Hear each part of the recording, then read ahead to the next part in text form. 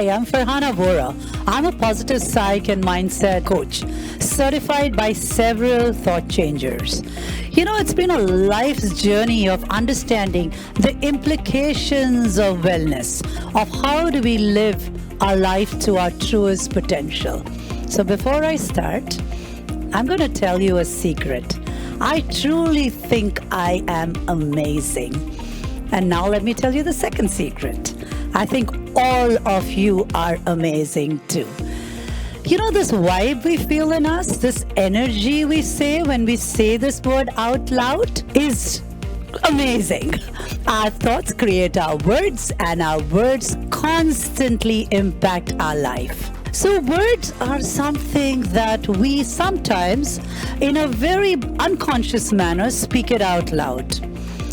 Our thoughts are creating our reality every single moment. To choose is to create. And through my choices, I'm always creating.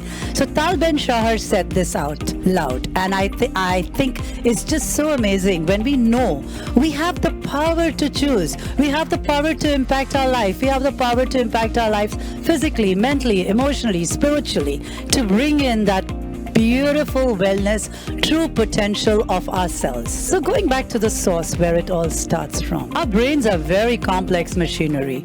There are circuit breakers in there, and they're well-oiled, well-maintained. They work to perfection.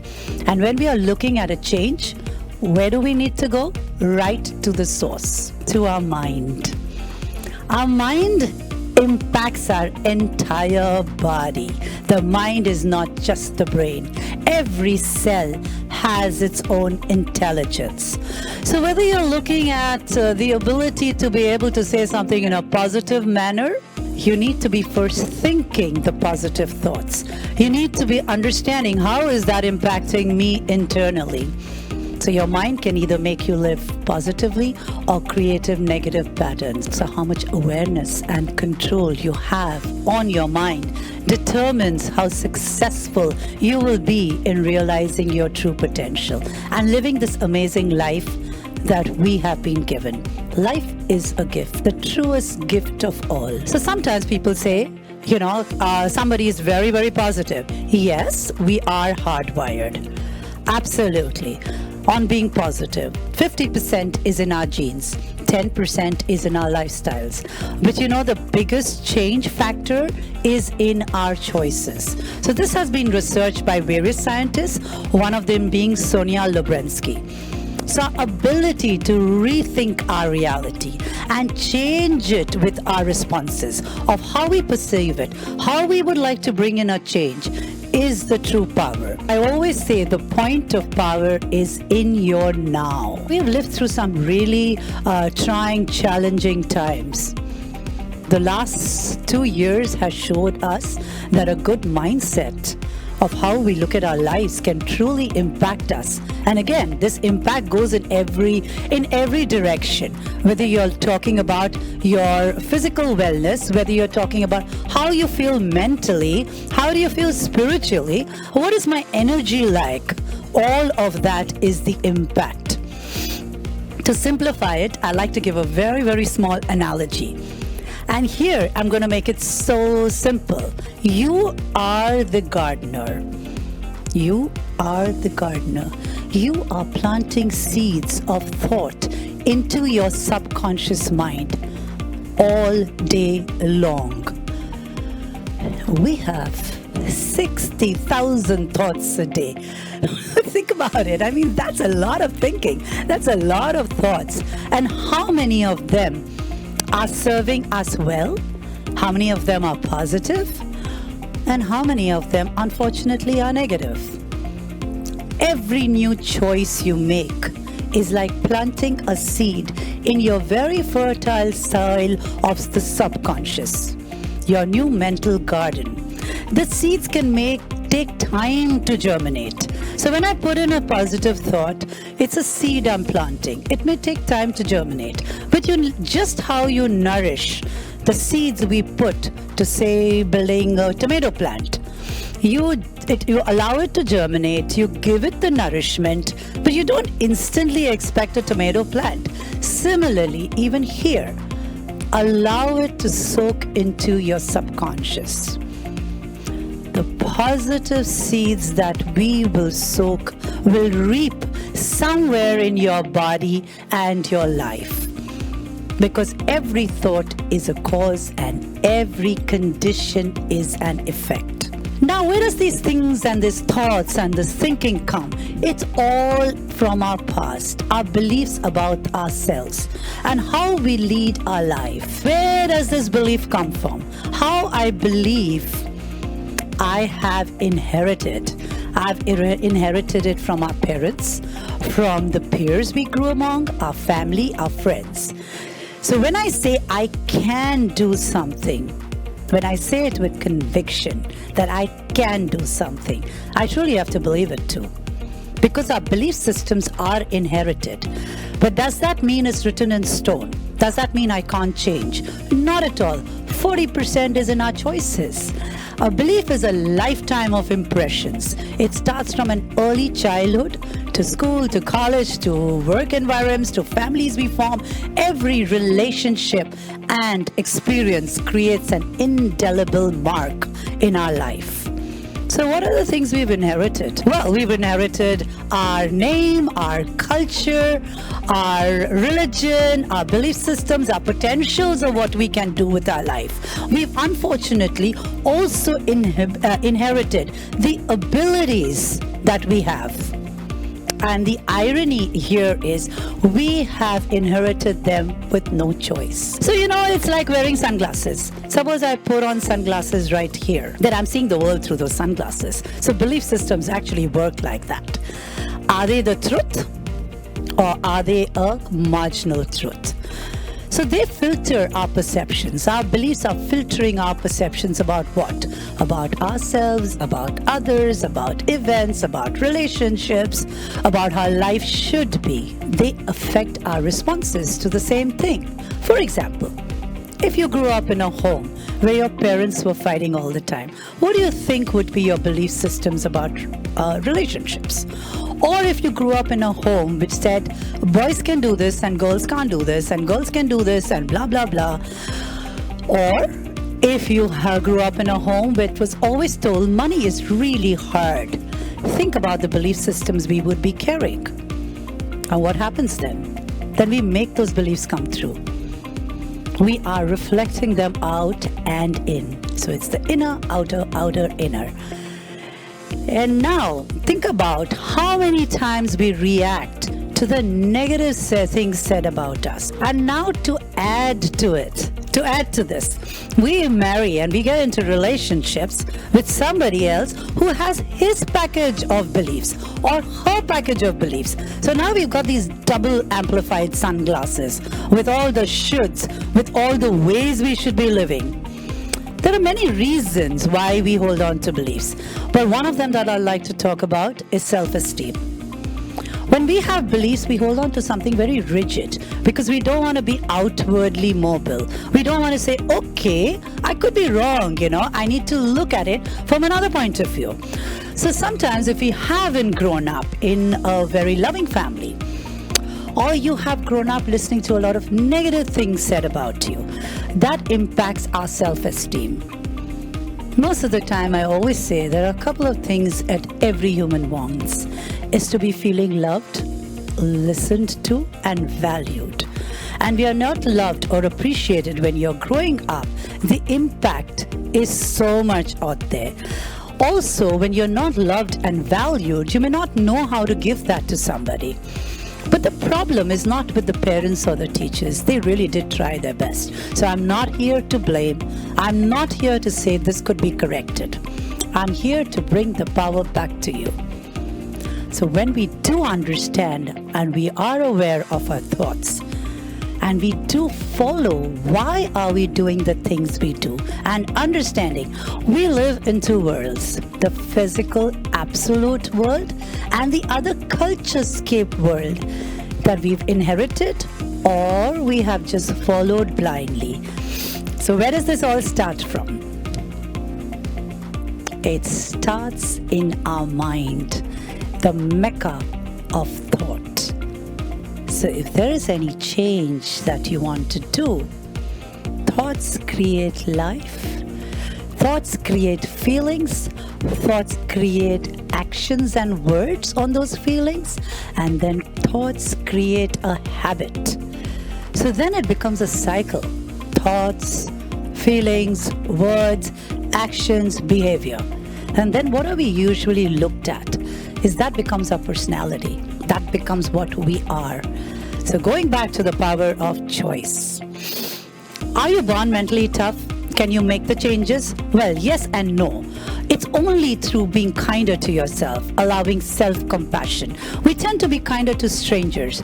So I practice being kind to yourself. When you're kind to yourself, the world becomes kinder to you. So now to the part of how I have talking to myself.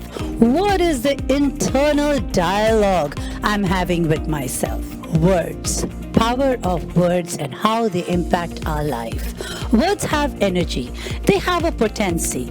They help to navigate. Words have emotions. They convey to us what we are trying to say. And they are extremely powerful tools. They can uplift our energy. You're feeling low and you kind of say, you know what? I'm amazing. Or somebody walks in and say, you are doing good today. You can see the shift of energy. We may not be conscious about it, but if I urge you, start becoming conscious about it and you will see the difference. And yes, words can affect personal situation. So spend some time with somebody who's always complaining, who's a chronic complainer. You will see that your energy is drained. They are like energy vampires. They can drain your energy. And for this, I'd love to give you an example of how words have energy. There was research done in the 1990s by this famous Japanese scientist called Masaru Emoto. He wanted to see the impact of words on water. Yes, the impact of words on water. Now, do you think there's energy that I can transfer into water? Because we are made up of 70% of water. So he took 2 glasses. He took water in both of them. On one of them, he labeled, I love you, you are the best. And he kind of spoke to that glass of water 2 or 3 times a day. And then he took another glass of water and he wrote, I hate you. And I have so much fear in my life, and life is horrible. Now think about what happens after only 24 hours to these 2 glasses of water. The one which was said, I love you, I truly think you're the best, formed these beautiful crystals, which they could see under a microscope. And those crystals look like clouds, like Himalayan ranges, like stars. And in contrast to the one that he had fed negative words to, literally stuck like glue and they look like nothing, like sledge, like nothing. So this is the impact of words. My internal dialogue about myself, how I speak to myself. We all start first by speaking to ourselves. Our thoughts, our words, which have potency, and we say it to ourselves. Stuff like, you know what, my hair doesn't look good. I become fat. I need to lose weight. I just can't get this job done right. Think of how much negativity we are feeding to ourselves. So when we understand negative words have an effect first on ourselves. Another example. So when a child comes home, he's had a really bad day in school. Okay, so just imagine a child of 6, 7, 8 years old comes home, crying away. And the mother meets him and, in a typical way asks him and then goes into problem-solving mode. Hold on there. The child just wants to be heard, listened, acknowledged. So the one factor we can give to ourselves and to others is to listen, acknowledge the feeling. And ask yourself, what am I feeling? Ask your child, how is that child feeling? And then move to solution. I'm not saying don't move to solution, but all we need to do is literally listen. Not hear, listen. So right there, if you ask yourself how you're feeling, you may get the answer. Words are powerful. They clearly express themselves when we are feeling. And yet, how many times do we use the word generically? If somebody asks me, how am I? The typical go-to word, I am fine. What does that even mean? I mean, it's so small in vocabulary. Our formative years have picked up this vocabulary. We feel it's not okay to say we are not fine. So we limit it to saying, okay, I'm a bit tired, maybe sad. But when somebody asks you fine, and look at the vocabulary we have. What about I am bored, I'm anxious, I'm stressed, I'm overwhelmed, I'm disappointed, I'm in awe, I'm in disgust, I'm embarrassed. I mean, there's so many words. I'm grieving, I feel lonely, I'm betrayed. So, there are so many words in our vocabulary and we don't tend to use them. How am I feeling? If I ask myself, I will get the answer. And maybe then, once I know how I'm feeling, it's easier to act on it. Our ability to accurately gauge how I feel and emotional is called emotional granularity, or being aware of how I feel. So now let's move on to the second chapter, okay? The second part of this, how our words impact our life. Let's move to the dynamic topic of money, of prosperity, of our career, our financial life. How does my words impact all of them? So the psychology of money is the study of our behavior with money. It is our relationship with money. So money is everywhere. It's the simplest currency of exchange. And there is nothing we can do without money. And it yet confuses people. People all have different views of money and how they behave with money. Behavior is an outward expression of what my thoughts are, what my belief systems are, and what my actions are. So our relationship with money defines a lot about the history of the person, their life experiences and views on future. I've heard a lot of smart women tell me things. I don't understand money. You know, all of my investments are done by either parents, brother, husband, whatever, some male member of the family.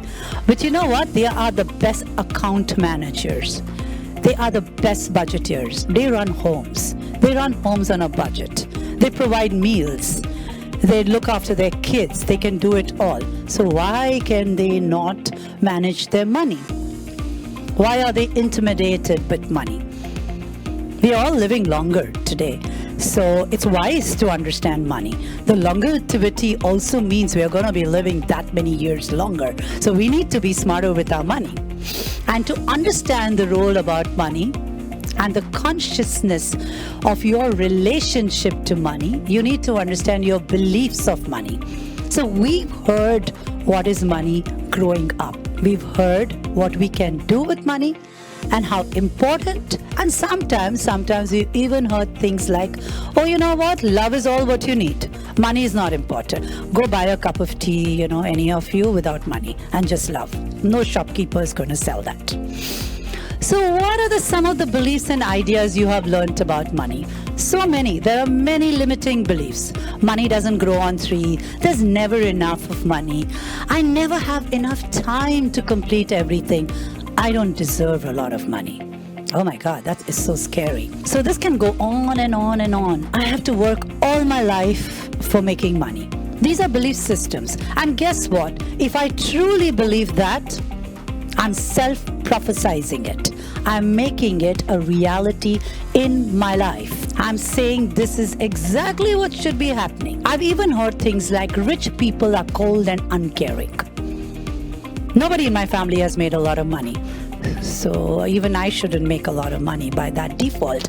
And yet, if you look at every single discovery that has been made in the last couple of decades, it's made in garages. I'm sure a lot of you are using the Apple iPhone. Stare into it. Steve Jobs started his job from a garage. So you may not be conscious of them on a day-to-day basis, but these belief systems are embedded into your subconscious mind, and they are continuously affecting your life and your experiences. So when you're limited with these beliefs, what are you going to do to change them? Be aware, be aware, be aware. Be aware if they have space in the today. Are they serving you well? And the change has to begin with you. Change your internal dialogue with yourself. You may never have the ability, you may not have the ability to make huge changes. But by being aware, you do have the ability to respond to what's happening around your life. And by changing your response, guess what? You're changing small outcomes of your life. But then I'm again going to go back to what I said. Be kinder. Have more self-compassion. Approve of yourself first. The first person needs to approve of yourself is you yourself. So I always say there are two people in this world that I want approval from. Two people. One, my 8-year-old self that looks at me today and says, you know what, way to go. And my 80-year-old self that says, you did a good job in this life. So to know you're doing your best, to know that you are creating the life that you are working to your best potential. Change your internal wiring. Through awareness, through belief systems being modified, to understanding who are the energy vampires around you, to knowing that we can have anything that we want. Only our belief systems are obstructing else. And here, I would like to add that this is the one factor that can change all of our lives. The impact of our thoughts that become words, that become actions, that become feelings, that becomes our outside behavior. Thank you so much.